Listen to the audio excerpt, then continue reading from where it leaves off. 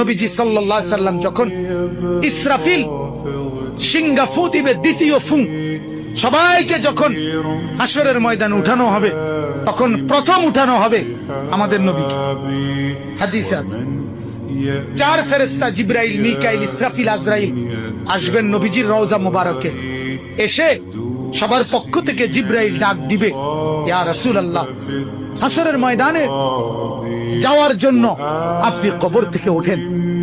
হাদিসে আছে আল্লাহর নবী সাল্লাল্লাহু আলাইহি সাল্লাম কবর থেকে চোখ মেলবেন, আর উঠে দাঁড়াইতেই কপালের বালু মুছতে মুছতে তাকাইয়েই বলবেন প্রথম কথা, জিবরাইল, তোমরা শুধু 4 জন ফেরেশতাই আসলা আমাকে নেওয়ার জন্যে, আমার উম্মত আসে নাই।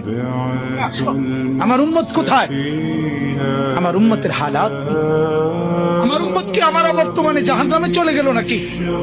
জিবরাইল তখন বলবেন, হায় ইয়া রাসূলুল্লাহ, আজও বললেন না, আজও বললেন না, আজও সেই উম্মত যাওয়ার দিনও বললেন, দুনিয়ায় থাকতেও বললেন, আজও বললেন।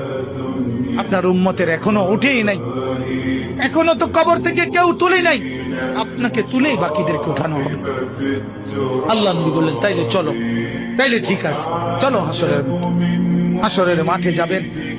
সমস্ত নবী আদম থেকে ঈসা এবং উনাদের উম্মত কিয়ামত পর্যন্ত, আমি সংক্ষেপে বলতেছি, সমস্ত নবীর উম্মত, নবীরা শুধু এক কথা বলবেন হাসরের ময়দানে, ইয়া রব্বি নাফসি নাফসি, ইয়া রব্বি নাফসি নাফসি, আয় আল্লাহ আমাকে বাঁচান, আমাকে বাঁচান। সমস্ত ফেরেশতারাও বলবে, আল্লাহ আমাকে বাঁচান। সমস্ত জিন বলবে, আল্লাহ আমাকে বাঁচান। পুরা হাসরের মাঠে একই শব্দ, আল্লাহ আমাকে বাঁচান, আমাকে বাঁচান। সবাই শুনবে, কে যেন একজন শুধু আছে, কোন এক জায়গা থেকে শোনা যাইতেছে, কে যেন একজন বলতেছে, ইয়া রব্বি উম্মতি উম্মতি, আয় আল্লাহ আমার উম্মতকে বাঁচান, আমার উম্মতকে বাঁচান। তিনি মুহাম্মদুর রাসূলুল্লাহ সাল্লাল্লাহু আলাইহি ওয়াসাল্লাম।